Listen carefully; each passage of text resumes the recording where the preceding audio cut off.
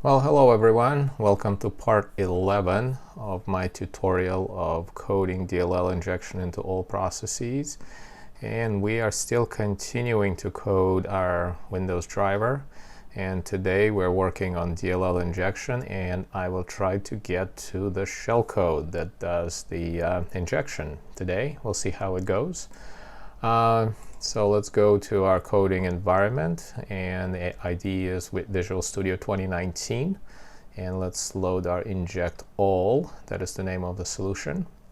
And if you remember, last time we left off on coding our safety stubs, basically all callbacks for the kernel APC. I coded them in assembly language, so I can actually do a jump to dereferencing an object, driver object, from within them. And each of these stubs actually calls our routines, our rundown routine, our kernel routine, and our normal routine in the C code. And depending on the return value, it would either dereference driver object or it would not. Okay, so we left off on that. And before we go any further, guys, I need to expand a little bit on the APC itself and why we are doing it. Now, if you remember, when we originally started, we came from an image, let's see, what do we call it? We came from OnLoadImage, which is a callback that is called when some DLL is actually mapped into a process. And this OnLoadImage is actually called from within a critical section. So we have to execute our code, our injection, as quickly as possible. Well, it means that we can't really map anything or inject anything in here because, well, first of all, we're within this critical section, so we don't want to lock up the system. And second of all, we need to do it as quickly as possible so that not to slow the system down. So the most logical way to deal with this, well, pretty much anywhere, but definitely in kernel, is to queue an APC and do the work later. So that's why we did, let me just go back to our function, and we did inject DLL, and in inject DLL we actually initiated an APC and then we queued it. So that's all we did from within OnLoadImage. So it's like very fast and quick way to do it. And then we provided three callbacks: kernel routine, normal routine, and rundown routine. Well, the rundown routine would not be called in this case because we are actually using the current thread that's already running. So it means that our kernel routine would be called first, and then our normal routine will be called next. Now, because we specified kernel mode, we will still be in kernel. So at this point, when we call our kernel routine, let me go back to my diagram. We can't do anything in the kernel routine because we're still at APC URL. We will be doing most of our work in our normal routine because we'll be at our passive URL. It means that we can, do a lot of stuff, and, we're not going to be hampered by anything. Now, at this point, what we will need to do, we will actually need to map our DLL into the process that we are injecting in. Now, after we map our DLL, we will have two tasks. One, we would actually have to transfer execution into user mode and execute our code in the user mode that will actually load the DLL. I know it's kind of like a roundabout way of doing it, but you can't really load something from like a load DLL into user mode from within the kernel. So again, the procedure is to transfer into user mode and then do, execute code to actually load DLL, and then, we'll continue on. The easiest way to do this is again through APC. Now, this is kind of tricky, so what we will be doing, again, the first APC will defer execution from our OnLoadImage critical section. So again, let me switch back here. So in the normal routine, which is, let's see, where is the normal routine? Right here. We'll get to it when we are outside of this critical section here, when we are loading image. So then we will have to queue another APC, but in this case we will have to queue it for the user mode, and that APC will execute code inside of our module that we are injecting into, and that code should load our DLL. The code will be running in user mode, and that is why we will be able to do it. So this means that we will have to kind of go through 2 rounds of queuing in APC, and we will reuse these functions so that we don't have to write them again. Okay? Now the difference would be so that they would be executing in 2 different contexts. One would be kernel mode, and the second would be user mode. Now when we are in the user mode, we should be able to already run our code and do injection. Now the question is, how would we run our code in the target process that we're injecting into from the user mode? Now how would we put that code in? Well, one way would be to actually put the code using some kind of a memory allocation in the process, and that's kind of tricky, and also that requires us bypassing all the security mitigations. The easiest way is to put our code inside of a FAKE.DLL that we already have. It's already mapped as a known DLL, as a section, so the system trusts it. So all we need to do is just to map it, and if we put the code into it, we should be able to run it. The problem for us is that if we map our DLL, if we just load it the way it is, now the loader by default would use its preferred address. In other words, where the DLL is, kind of like preferred to be loaded. And that's basically dictated by when we actually create the section. Well, the problem is that once we map our DLL to run our code, the situation is that from that mapped DLL, we have to already map ourselves again to actually inject it into the code, into the process. Now, the tricky part, again, because we are mapping the first time, again, the reason for that mapping is so that we can execute a shellcode from within it.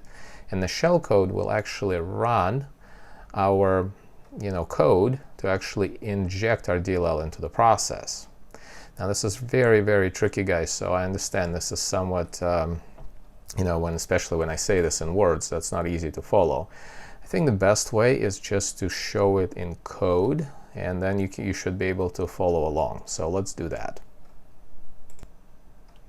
So first thing, let's go to our rundown routine, and if you remember, this routine is executing if the thread fails to start. And I would just add a little debugging message, and in this case I want to reuse my macro here for verbose output. So if we have it, then we will output this debug print line, where we would say that the rundown routine, I'm going to put procedure just routine, run, and we'll put urql level, or IRQL, I don't know how you say it. We will put process ID, and we would put APC pointer so that we can see, just in case, which pointer we got here. And also let's put mode, and let's fill in these procedures. So first we need the current urql level. It's very simple. We'll use this macro. Now the second one, we need our current process ID, and since we already did this somewhere, I'm going to just reuse it from here.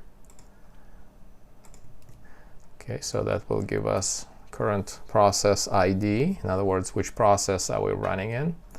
Now then we need a pointer to our KAPC, and then we need APC mode. In other words, we're running in user mode or kernel mode. And if we go into that, and then let's see, oh, well, it doesn't show here, but basically it would be 0 or 1, denoting the current mode. Okay, and as you remember, that rundown routine would be called in case of any issue, so we need to free our memory. And let's see, free pool.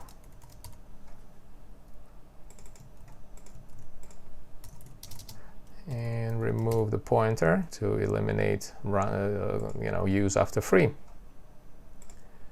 And again, guys, because in our situation, the way we started the way we queued APC, because we're doing it in the kernel mode for the current thread, in this case, our rundown routine would not be running for the kernel mode, because again, the thread is already in, so we don't have to worry about dereferencing our section here, since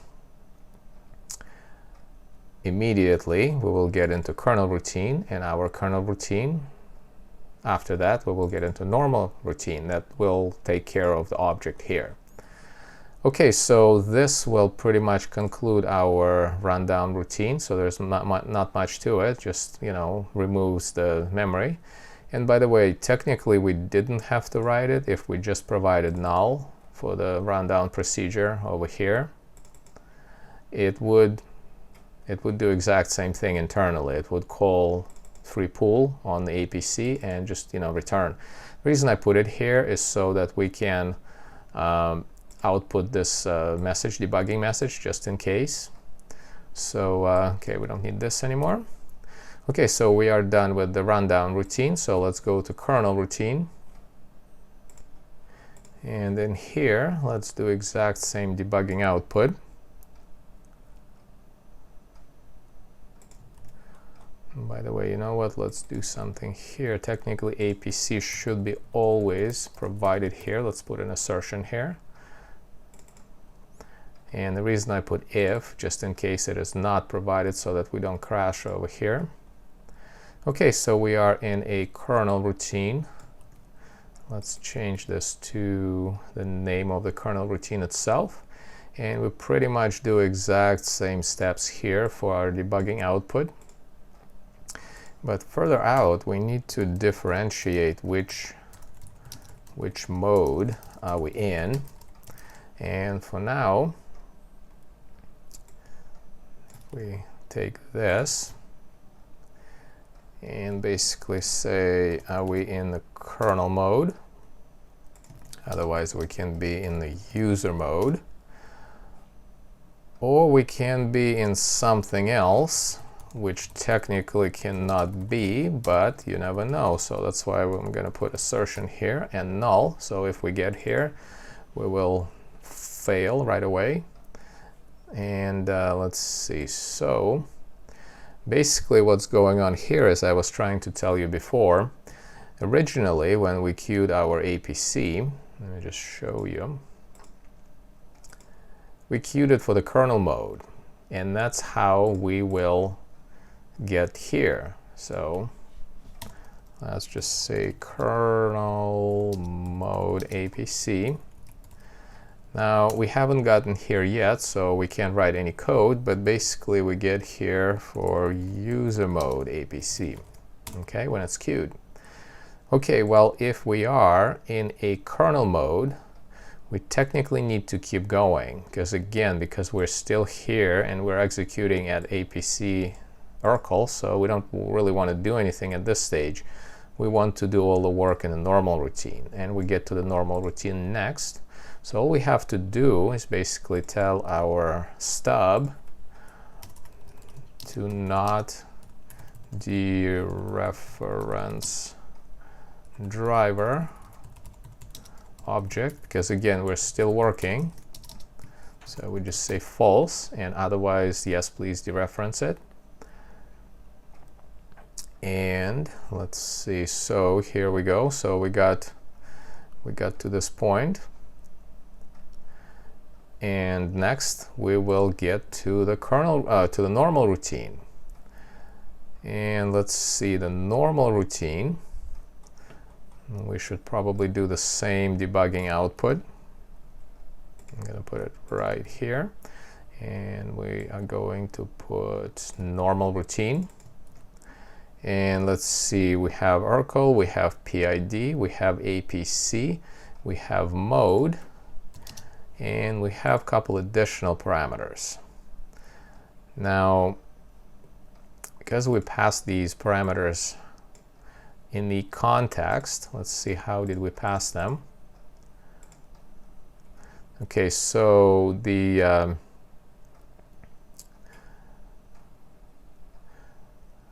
context is actual pointer to our KAPC, and the system argument 1 is actually DLL stats.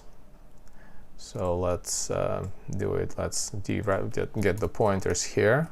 So DLL stats, and that is a pointer. It was passed in system argument 1, if you remember. And let's make sure that we actually get this pointer.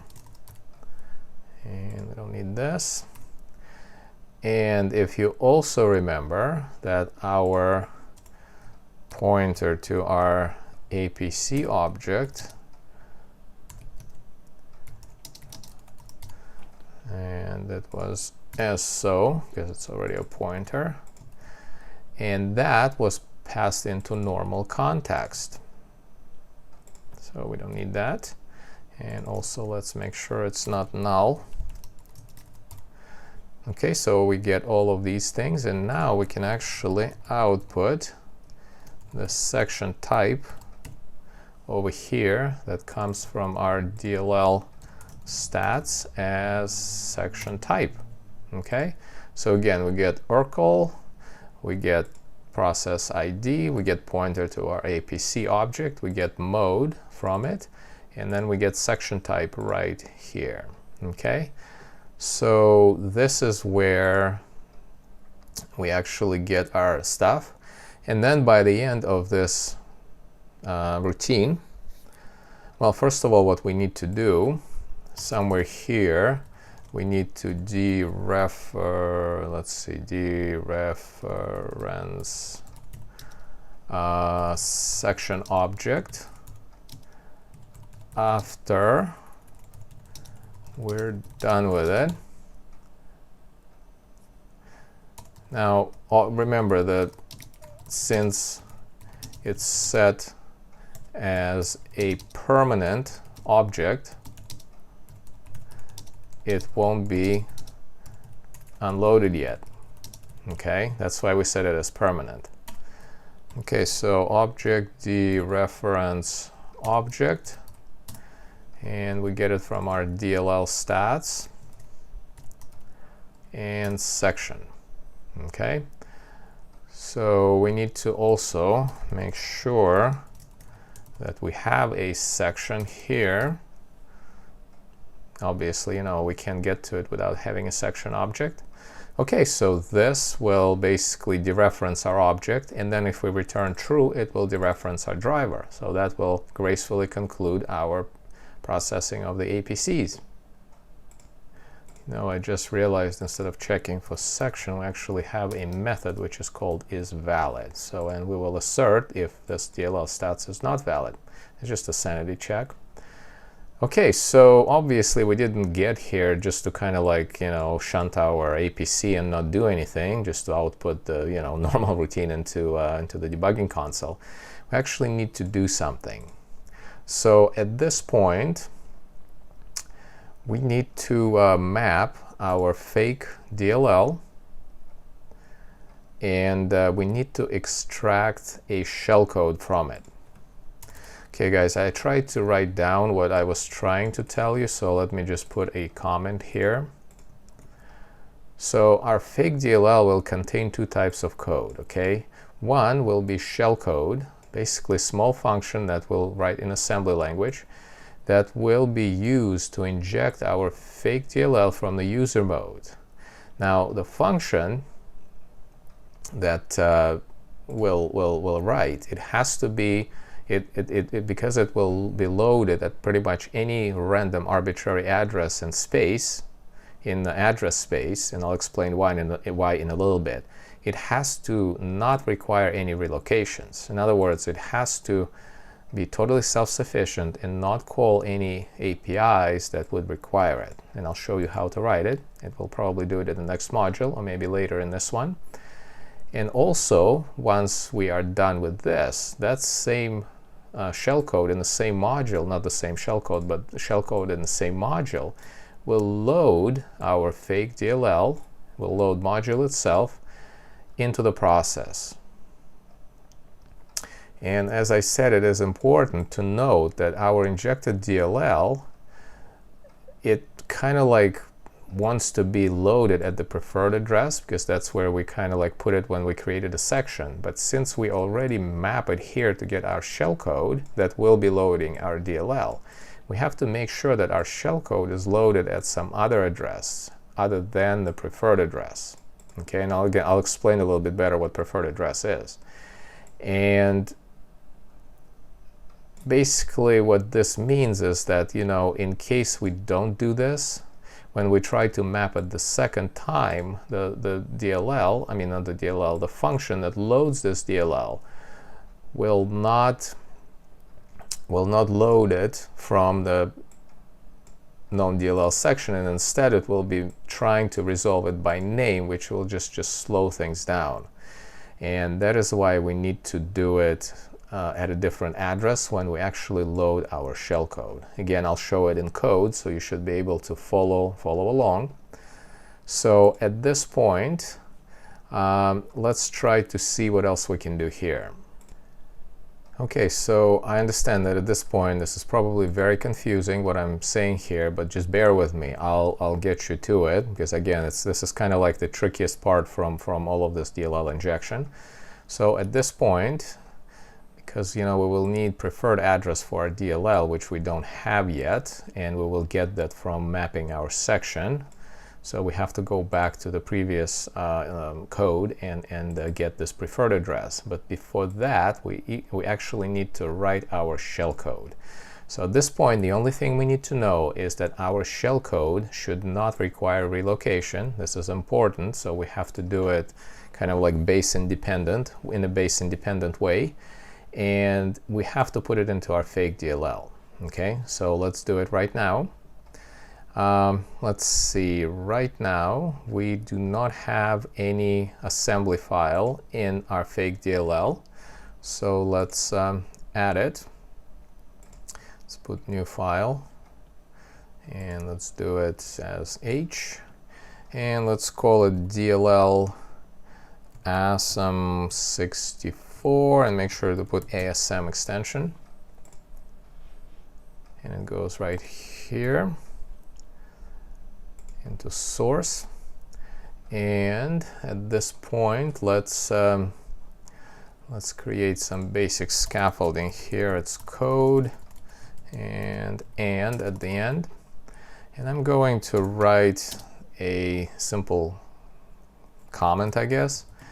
Shellcode that is called from the kernel space as a user mode APC to inject our DLL.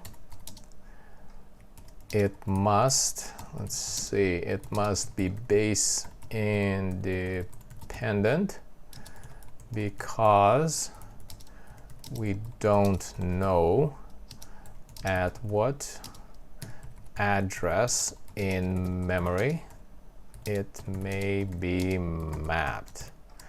Now this is important, guys. You know, this base independent part. In other words, we cannot export any or import any functions. So that is kind of tricky, right? So we have to do it this way. Now let's see, what else do we need here? So our shellcode will be executing as a normal routine from the user mode. So if we go back into our file here, and if we look at our normal routine, that will be executing like so. With the only difference that it won't be Boolean, it will be void here. So let's copy it as such, and let's put it here so that we can see what's going on, and we will call it UserModeNormalRoutine, and that will be a procedure. And let's put an ending here, and we will have to write it. Okay, so let's put some input parameters. Now, because these are context parameters, we can pass pretty much anything we want, and what we need is the base address of this module. And the reason we need the base address is so that we can unmap it when we're done with our routine here.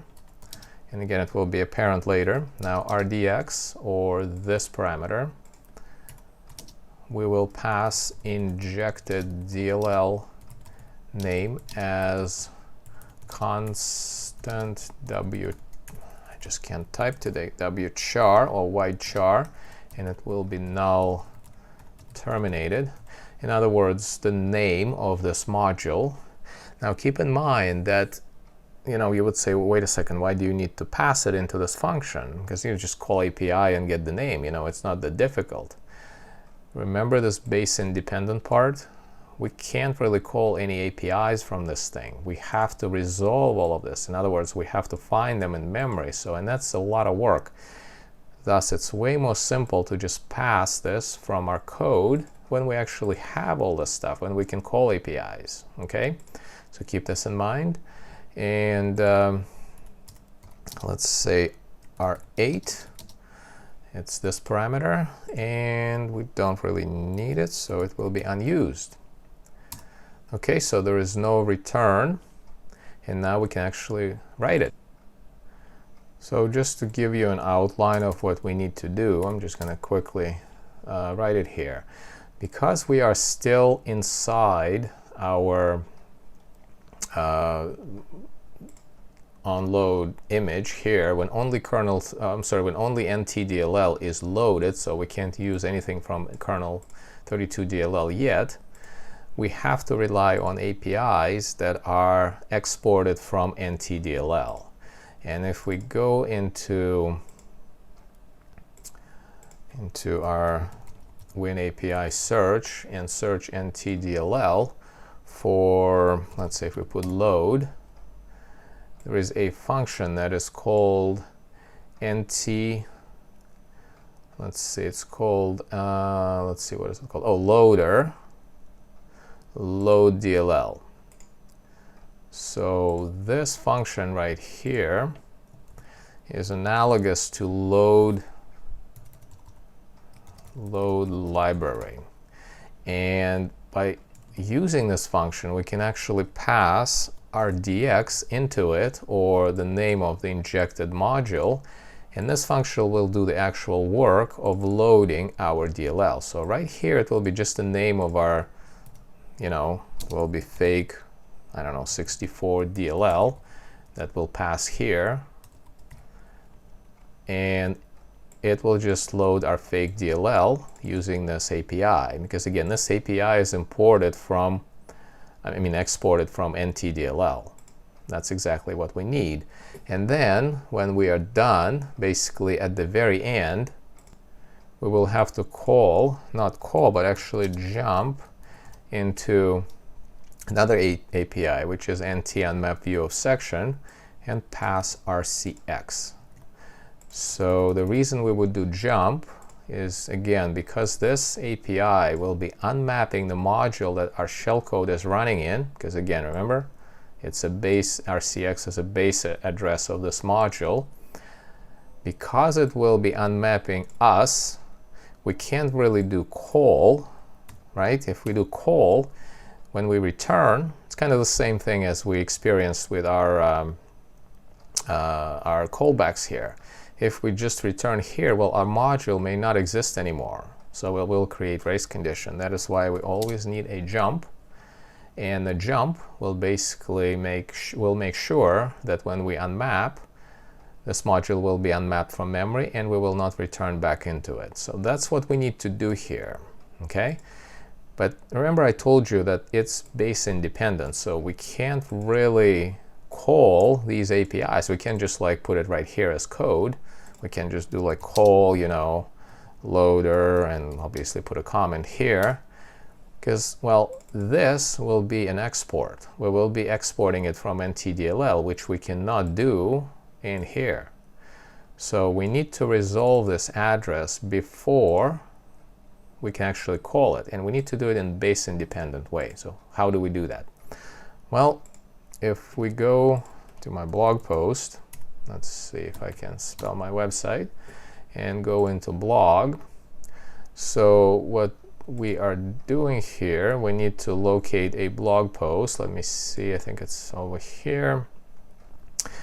And this is this one. How to implement getProcAddress in shellcode. So this will actually show you how to do this in assembly. So make sure to check this blog post. Let me just copy the link here. Let's put info, how to get address of function in base independent way.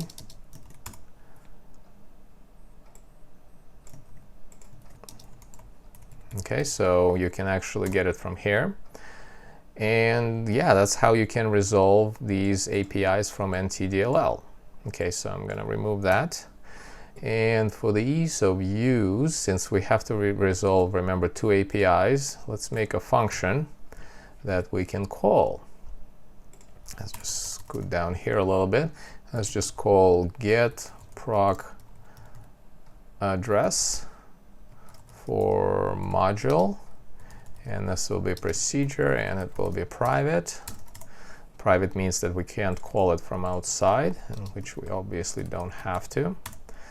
Okay, so important part for us is to align this function on 16 bytes.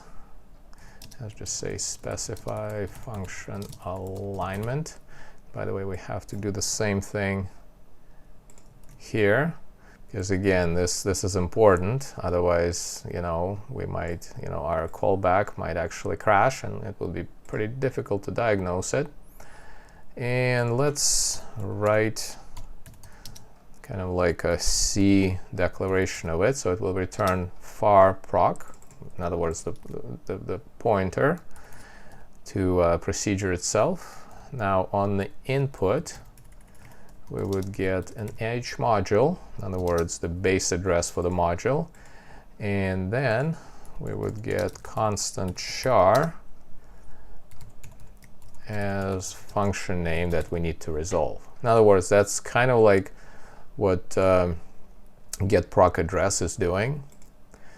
And yeah, so we will need to write this function. So RCX here will be base address for module, where we would be looking for this function.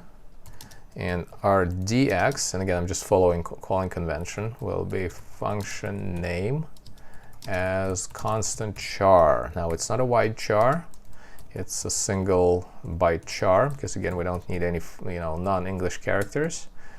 And return, oops, come on, return. And what we return is pointer to function code, or we return 0 if we failed. Okay, so if we don't have this name, function name, in this module, we just say failed. Okay, well guys, so let's do it. Basically, we need to push, let's see, we need to push all the volatile registers.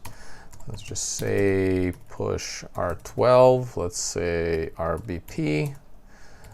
Let's just push, let's say RSI, because we'll probably need also RDI.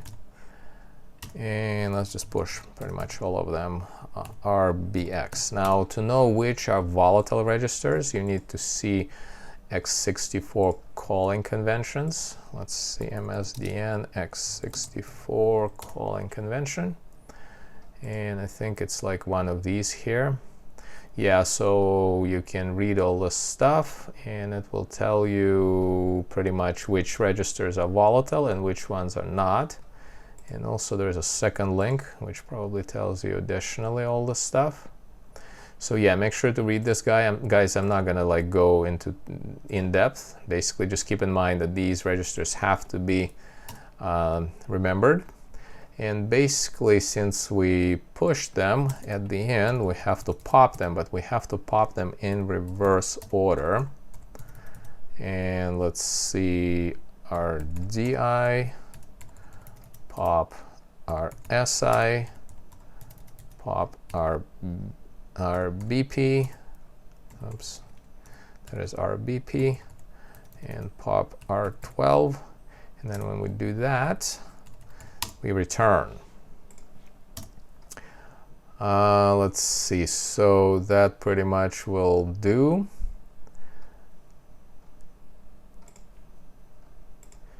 Now we will deviate from the calling convention here, and since we're not going to be using a shadow stack, we're not going to be calling anything here, we don't really need it. So technically our function will be a leaf function, so we don't have to worry about stack here. But okay, so let's, since we saved all the registers here, so now we can use them. Let's keep our pointer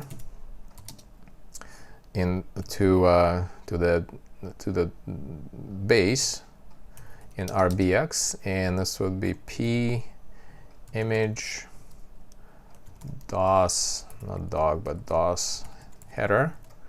That's the top of the image basically. So, and that's the pointer. We'll keep it in RBX, and then we need to let's see, calculate length of function name in chars plus terminating null, because we will be comparing it, so we need to know the length.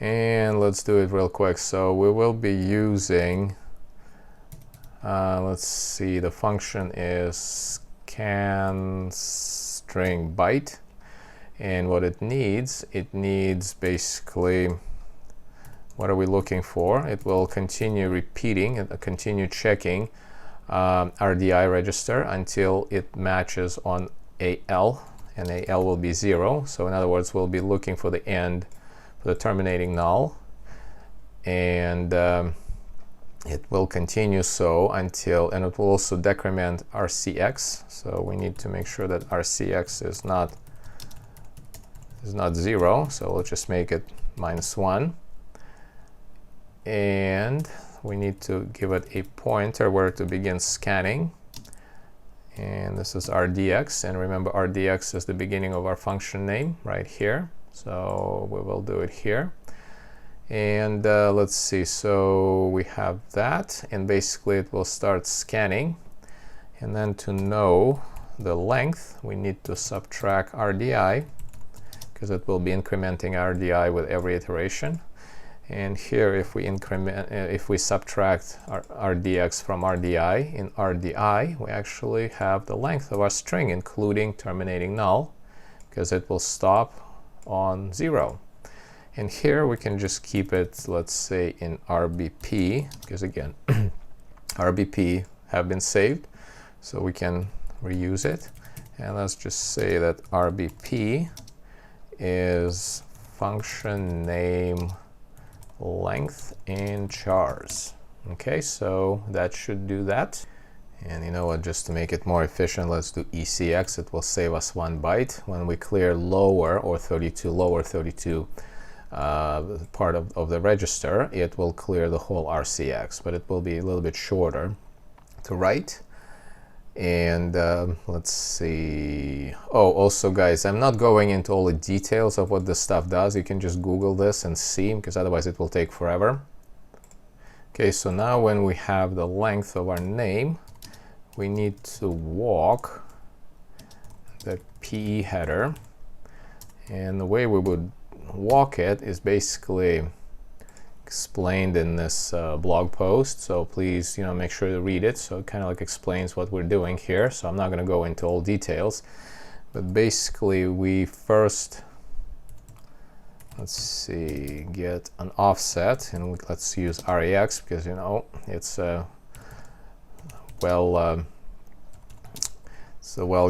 used. I mean, it's available register. Now the offset.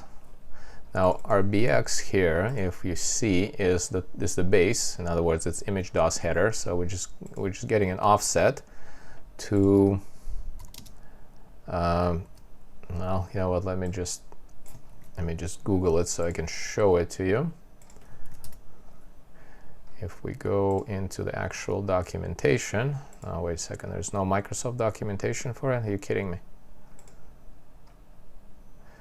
Okay, I guess not. Okay, well, let's just go here. Who cares? So this is the parameter that we are interested in.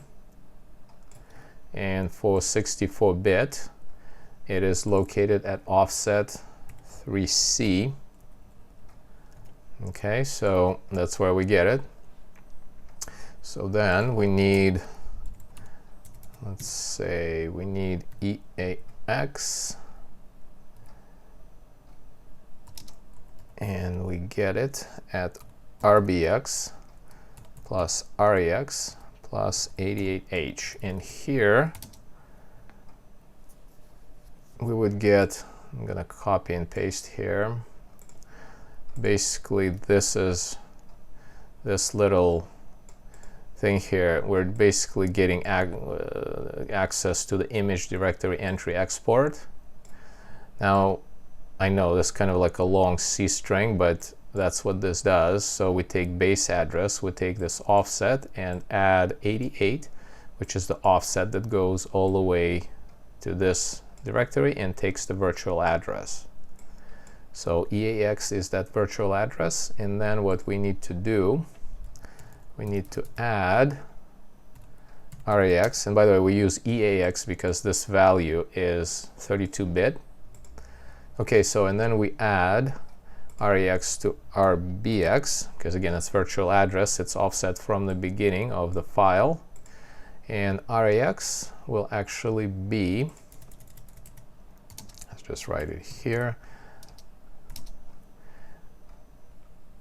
would be image export directory. So what we're trying to find is the image export directory, and that's how we get to it. Now I understand this is kind of confusing. Again, please read that blog post, it will explain it. So now next, since we are in the image directory, let's see if I can find it so you can actually see. How about instead of pointer and nothing? Okay, well, it's a structure basically here, and what we need is the name, let's see, is the number of names. And so what we do, let's use R9, and that's the lower part, REX plus 18. And again, these offsets, it's just this offset in the structure when we are in the 64-bit mode. So, right, so we basically put it in R9. We loaded the lower 32 bits, but it will set the whole register, whole 64-bit register. And we need to test that it's not 0. And if it is, well, we go to, let's call it bad. And bad would be at the very end of our function. And what we will do, basically say that nothing was found. and we will return 0. And again, return value is always in RAX here, right? So, and that's bad label. So if we don't have any functions, it means there is no exports, and we return nothing. Okay, so at this point we need to get pointers to PE header structures. Again, I'm going to kind of quickly go through this. Please make sure to read the blog post. Let me use R12. I'm just using one of the registers that I saved here, so I don't have to worry about it. Okay, so RAX. Let's just see what RAX is. RAX is image export directory. And if we go at offset 1C,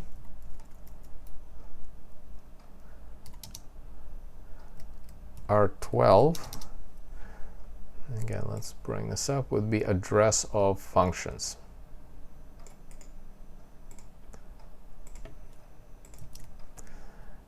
Then, if we take R11, and again, I'm using D because, again, it's all double words, D words, I'm sorry. And if we take RAX plus 20, so R11 would be address of names. Again, the reason we need these things is so that we can refer to them later in our code. Okay, and then let's say R10, also D, and that is RAX plus 24, and R10 would be address, let's see what kind of name they gave it, address of name ordinals. Again, that's just the way PE is structured, and to make it actual address, to make it into an address, we need to add our RBX. And again, if you remember, RBX, let's see, where is it? Is the beginning, is the base. So we need to add it to R10, R11, and R12. Okay, so then all of these, all three, would be actual addresses. Not just RVAs, not just offsets, but actual addresses. Okay, so at this point, I'm going to use R8 as a counter, so I'm just going to zero it out. And 1, label 1, would be the beginning of our loop, because again, we'll be looping through the names here and searching for our needed name. Okay, now here we need to make one supposition, and let's just write since export function names are sorted alphabetically, we'll be using binary search algorithm.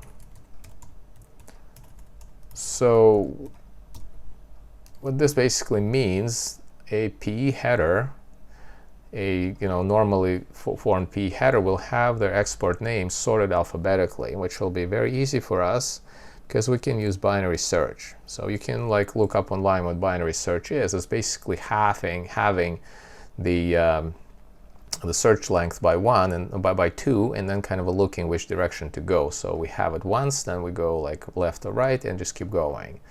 And again, I'm not going to go into all the details here. I'm just going to put little comments here. So ordinal would be A plus B divided by 2. I'll explain this in a little bit. And here, let's just say, I just kind of quickly declare that A would be 0 and B would be number of ordinals. I'm sorry, number of names. And B is this, R9 here.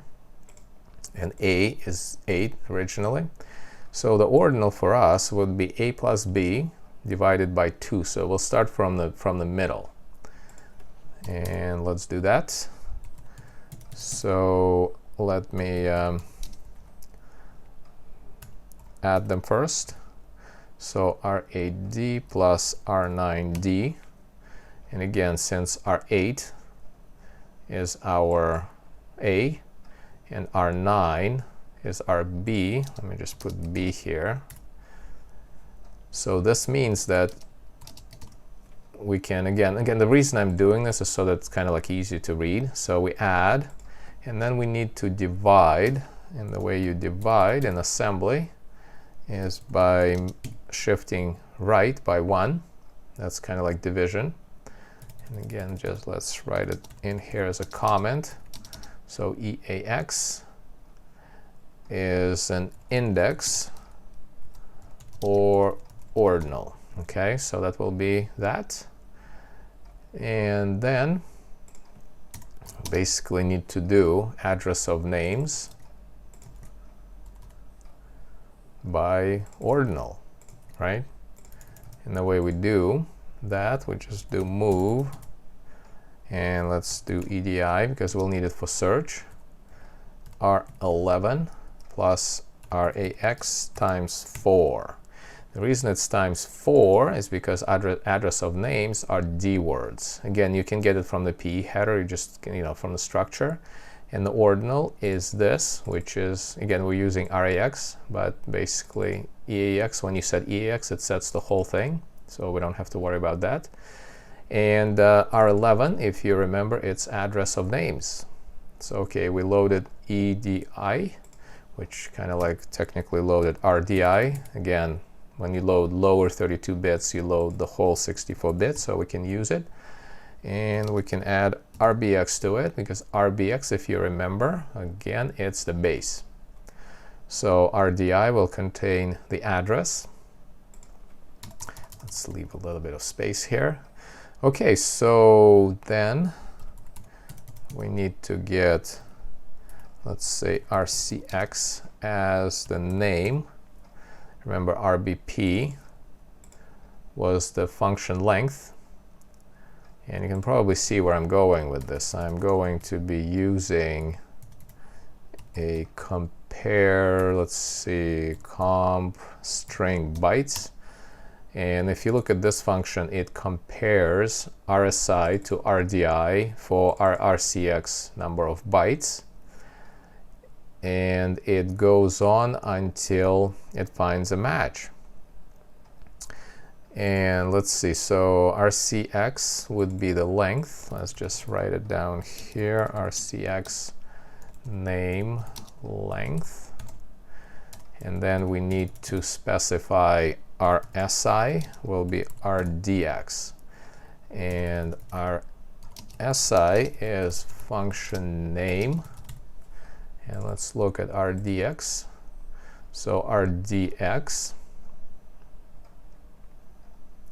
well, hold on, did we specify it? Oh, wait a second. Yeah, obviously RDX is here, which is the function name. We didn't change it. Okay, so we got RSI RDX, and here we need to say that we will compare function names letter by letter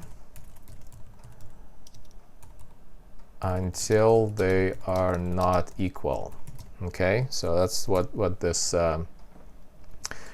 compare repeat compare instruction does. So it goes RSI and RDI and keeps going until the moment when they're not equal, and it goes for RCX number of times. So at the end it sets the flags. It sets 0 flag and let's see, and the C flag. I think it's overflow.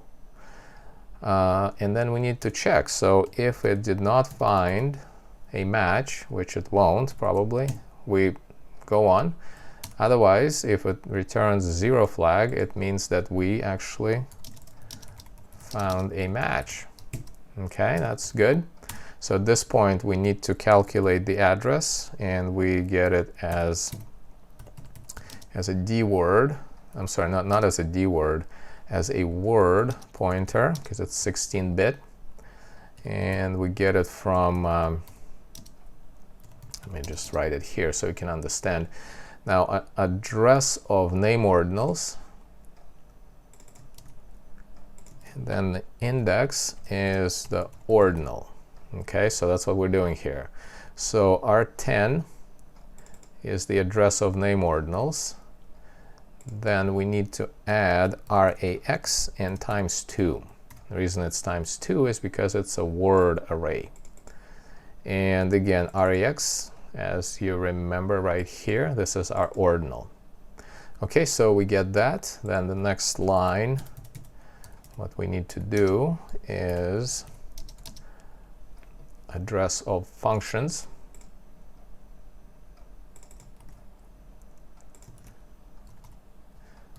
And use this index as the address of functions. Again, guys, this is just a general PE kind of like stuff, so you don't have to really memorize it. And again, I'm just going by a cheat sheet. Okay, so, and what we're doing, we need R12, and R12, if you look here, is address of functions. And then we add RAX and times 4. And the reason we do times 4 is because this is a D-word array. Okay? And then we need to, no, not move, because we actually got everything. We need to add RAX to our base. And yeah, so in here, RAX would be needed address of function. It's technically all we need. The only thing we have to jump over this little instruction,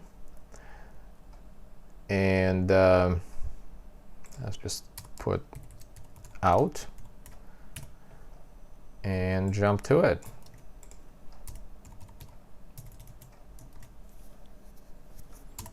Okay, so this will be kind of like a happy end, so to speak. You know, we got our address, we get to out, and we return it in RAX.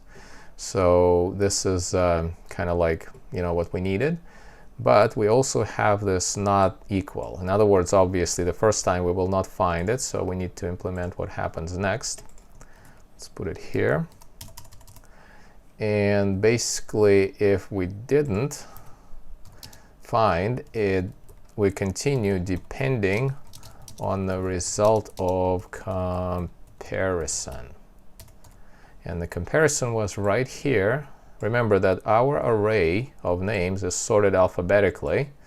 So we need to see, are we over or are we under? And that will depend which half we would go to. And so we compare by JS. And if it's an overflow, in other words, if it's greater from this comparison, we will go to the next branch. And in here, now the schematics will be ordinal +1. Let me see if I can spell it. So let's see, and what we do, we just do simple, again, A in this case is R8, the lower 8-bit, and EAX +1.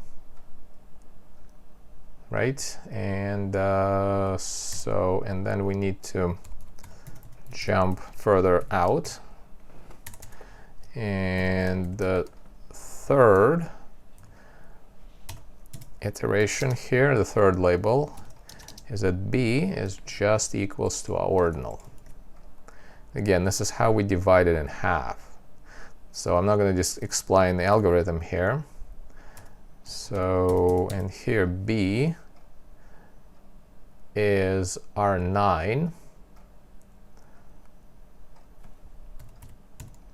Well, we're working with D words, so we just use that. Okay, and then when we jump from here, we basically check if we are out of range. And the way we do this we just do simple compare.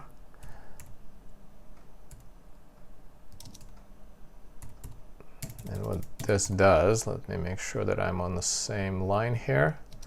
And the range is that from A, which is again our AD, to B, which is our 9, and it's exclusive. So we start inclusively and we end exclusively.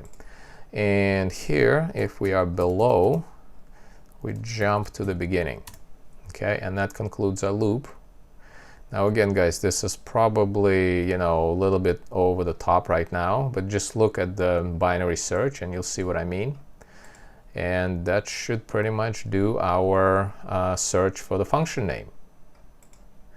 Okay, so let's see, technically that function is done. And again, guys, I apologize that I went really quickly through it.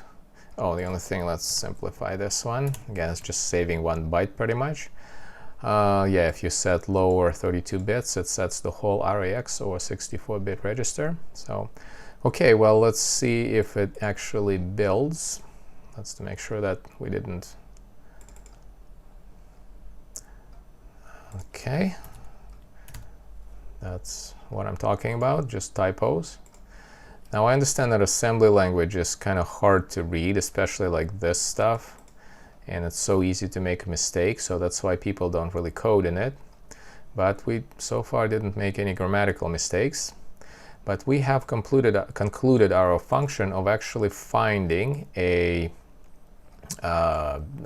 function name using the base address of a module and then the name of the function. So now we can use it. And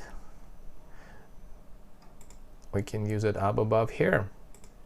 Okay, so let's recap our initial function. So as you know, it gets 3 parameters: base address of this module, injected DLL name, and then the next one is unused. We're in 64 bits, so we get a stack, a shadow stack here of 4 keywords. So we can use it actually for our purpose here.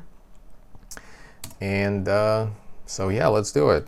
So for instance, let's let me align the code. Let's store our RCX, which is base address. Again, RCX right here, because we will definitely need it. I'm going to store it in a shadow stack. And next thing what we need to do, we need to save our stack frame and save non-volatile registers. Again, I'm just following x64 calling convention. Right now, instead of doing instead of using push, I'm just reusing shadow stack again, because again we have it, so why not? Let me just put a little comment here. Save the stack frame, set the stack frame, and save let me see if I can spell it, non-volatile registers that we'll be using. Okay, I'm not going to write it, but basically you get the gist. And here we're saving it in RSP plus 10, and I'm just going by 8 by keyword. So I'm going to save RDI. Gonna like reuse it as such, and at 18 I'm gonna save RBP. Not gonna use all of them, just these 2 would be enough. And I'm going to start using, oh, and by the way, sorry, I need to create a shadow stack for our function here. And I'm going to use 48, and the reason I'm doing 48 is because we will actually use some of the stack here for our purpose. And in RDI, I'm going to use RDX, and that will be DLL name. Again, we'll use it later. Right now, I'm just kind of trying to save it. And in this case, we need to get DLL base for ntdll.dll. Now, how do we do that? Again, I have to refer you to the blog post, and that also explains, let's see, somewhere here, how to get the DLL base. It's kind of simple, actually. So I'm going to go real quick through it. So RAX would get a pointer here, and RAX would be a process, and let's see if I can spell it, environment block. I think I explained it in previous modules what we would be doing here when we were resolving in DLL, you know, in FAKE.DLL, when we were getting PEB and that kind of stuff. That's very similar stuff. Okay, so then we get offset at 18H, and here RAX would be just part of the structure here. And again, but guys, I don't memorize this stuff. I'm just going by a cheat sheet. At offset 30H, which is hex, RAX would be, just gonna copy and paste here. It's just this double linked list. Usually you wouldn't be doing it like this, but because it's just the first module, again, what I'm basing on is that ntdll, and again, I explained it earlier, so please watch it. ntdll is the first module, is the first DLL that is loaded in the process, so it's very easy. We just need the first reference basically to get to it. So I'm going to use RCX, which is RAX plus 10, and we're just offsetting it to the first entry in the double linked list, and this will be DLL base. Let's see, ntdll DLL, that's what that is. And we will save it in RBP for later use, because definitely we'll need it. And again, that's this thing here. And what we need to do to get the base of our DLL is basically, yeah, we just refer to RBP. So this little construct here is just walking this internal PE struct, not PE, the process environment block, PEB, and yeah, you can just refer to documentation, and that will actually show you all the stuff, all the offsets, or just go to the blog post that I showed you. Okay, so at this point, we need to call our function that we provided below. Now we can call it, because it will call it as an offset to basically our code here, so that should not be a problem. It should be relocatable. Now RCX is a base address. As you can see, it's already here, so we don't need to change anything, and what we need is RDX, is the name of the function. Well, the name of the function can be actually located right here in our module. So let's just put red at the bottom, and then let's just say label loader. Let's see what's the name of that function. Just don't want to make a typo in it. Okay, so, and we will declare it as a string array right here, and then we can just refer to it. And the good thing about this is that this is a position independent instruction, so it can run from any location, and we will get pointer to our string that we can pass into our function, and our function will return a pointer to the function code. So that is very nifty. So over here, let's just put a little comment, look up address for this API, and we do it like so. Then we obviously need to check if we got it, and we need to skip. Let's just say skip calling that function if failed to get its pointer. Obviously, if we get null and if we try to call it, well, we'll get a problem. So let's just put this label right here. So we'll skip the next section. So technically we shouldn't fail because, you know, NT-DLL should have this function, but just in case, we put this little jump here. And now we need to actually call it. So let's look that up. Now this is an undocumented function, but it is well known on the internet. So this is its parameters. So as you can see, they're not, you know, there's not much, but the most complicated thing for us is to set up this Unicode string structure so that we can actually, you know, fill it in with the function name, because the rest of it would be just nulls or, you know, easy parameters that we have already. So before we can go any further, we need to save our RAX, because if you remember, RAX is the address of the function. So let's use, let's say, R10 for it. And then we need to get length of our DLL name. Now, if you remember, the DLL name was passed to us in RDX, right here. Now, we have overwritten RDX already, but we saved it in RDI.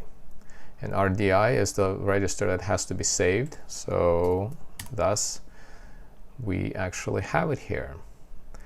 So, let's do real quick. So, obviously, if you remember, before we were using repne scan string W. In this case, because our name is wchar or whitechar, we'll have to scan by words. And what we're doing, well, we're looking for the null, so it will be an EAX or RAX, well, actually AX in this case. Now it will be looking for RCX number of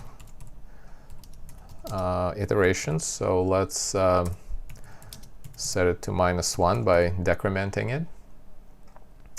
And let's see, we also need to set, remember the location where we're starting. And again, RDI, if you remember, that's the beginning of the DLL name that we need. So after that, we do our repeat and scan.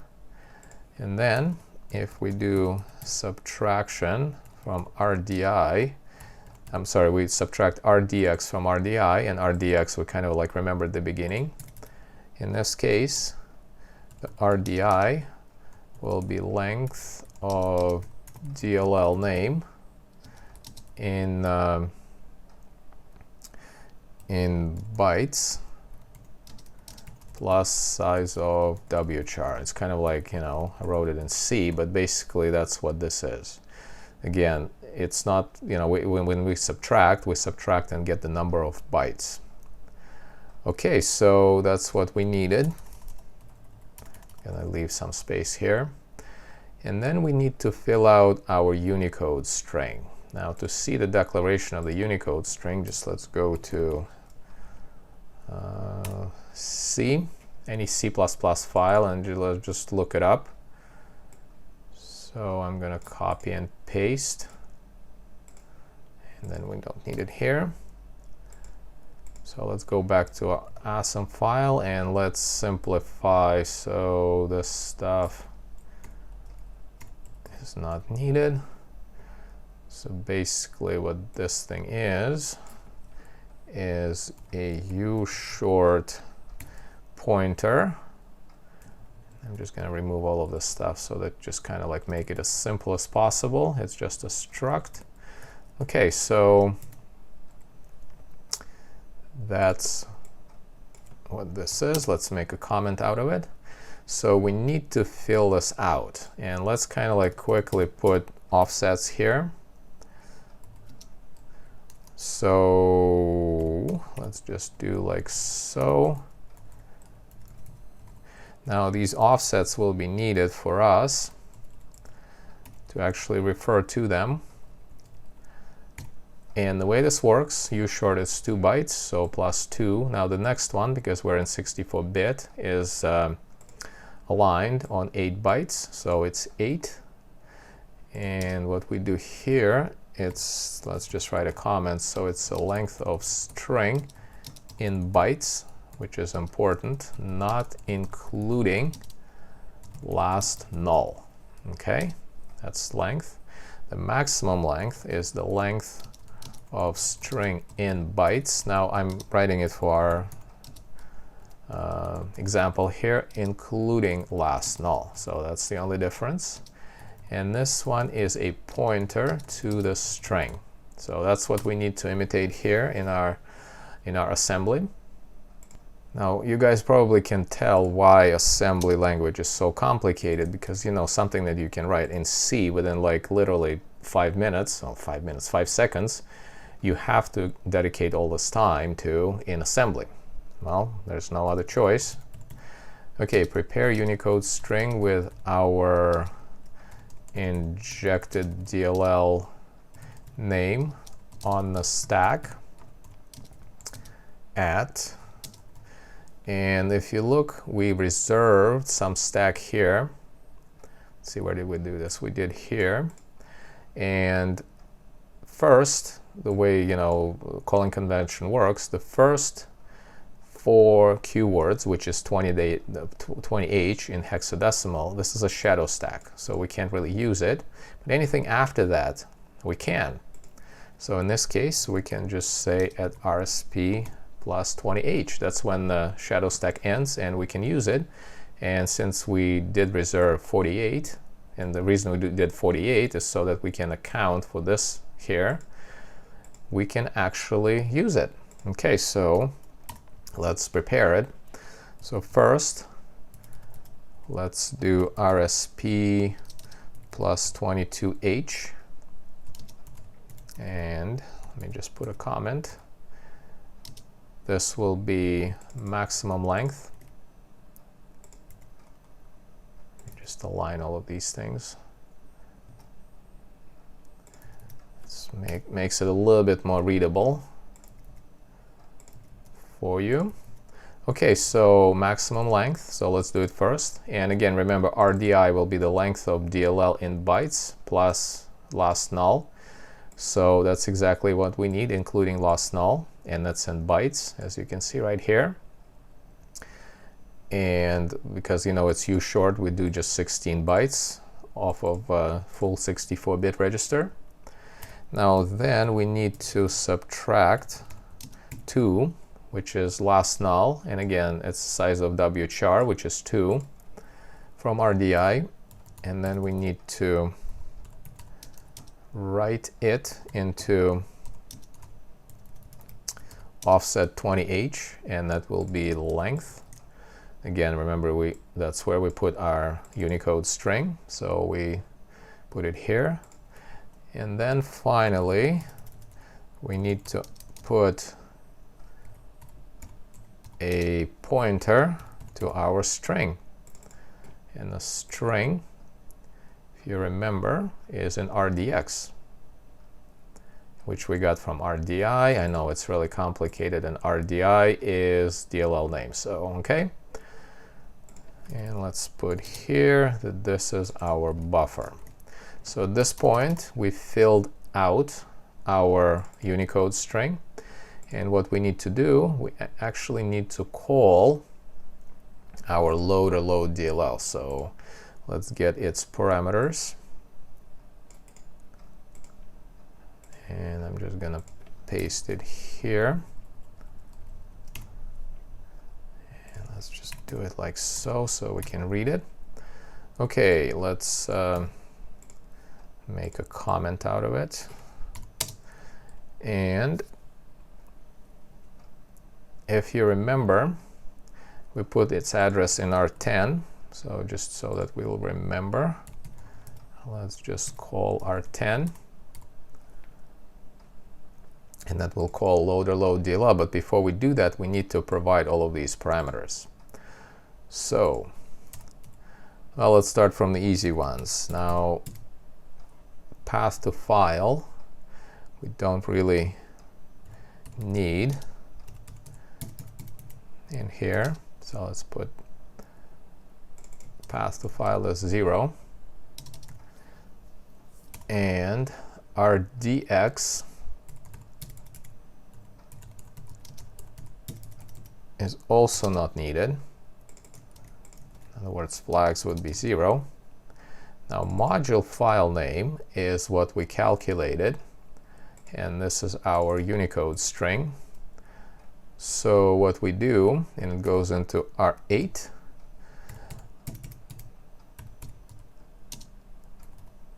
and if you remember, we put it at offset 20 in the stack. So that will be module name.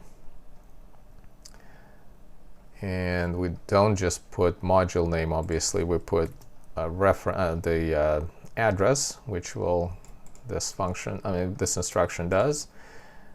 And R9, which is the last parameter, is actual module handle.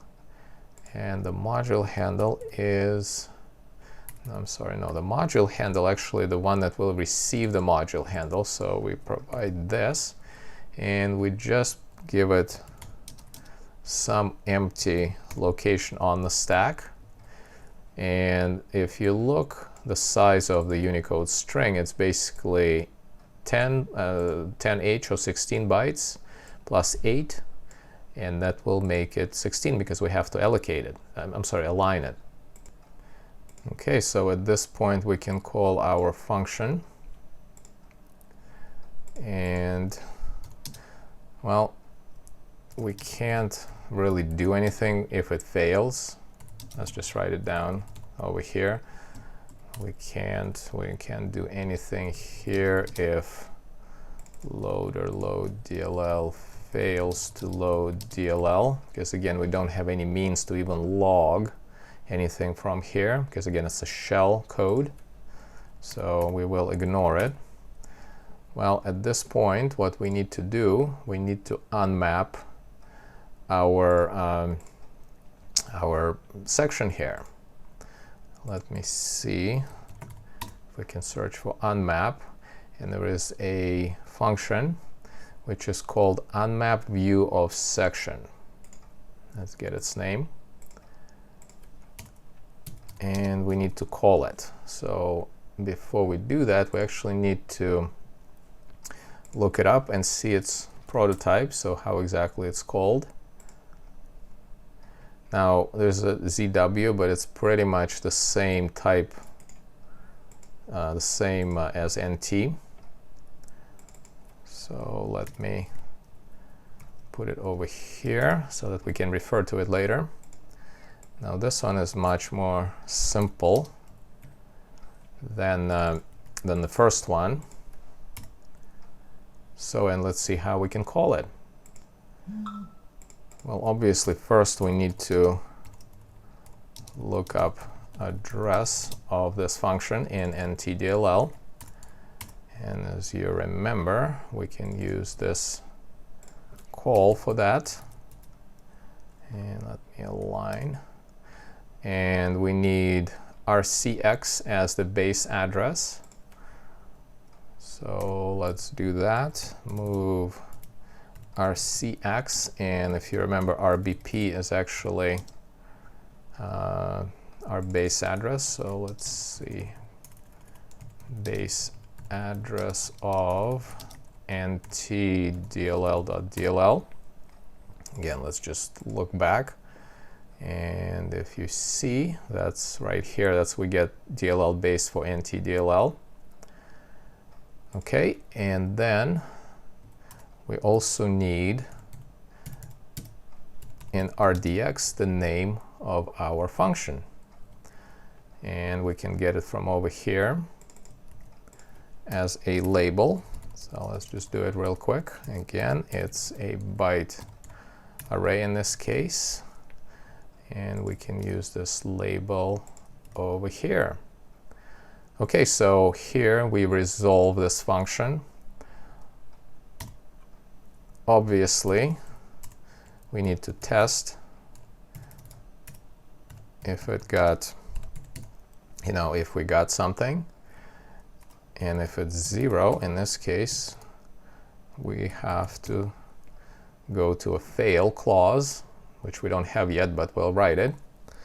Now, if we don't have a pointer to this unmapping function, this is bad because we cannot unmap our shellcode, and that is technically a bad situation, so we'll have to react to it. But before we do, let's see what we can do until then. But since this is the last function and we need to jump into it, if you remember, as I told you, over here, before we do any jumps, we need to restore the stack frame and non-volatile registers. Okay, so we do this by adding the same amount as we subtracted originally from RSP. So if you look at the top, we subtracted 48, so thus we need to add 48. So we get it back here. Then we need to get RDI into RSP plus whatever, we'll have to look it up, and also RBP, RSP plus, whatever. Let's go back and see what the offsets were. Okay, RDI is 10 and RBP is 18. Okay, so RDI 10 and RBP 18 hex. Okay, so then let's just write check the result of getting function pointer. Okay, so we do this here, and again we can do this because we don't really affect RAX anywhere in here. Okay, so we got that, and at this point we need to invoke this API. We probably don't need this return here because we're not going to be using it. So RCX is a process handle, and the process handle is current process, and this is very easy to achieve. We just need to set it to -1, and that's what we will do here. And the base address goes into RDX, and if you remember, we saved it originally at the very top at RSP plus 8, and that is the base address that was passed into our function. So let's recover it from there. Right, so RSP plus 8, and let's just put a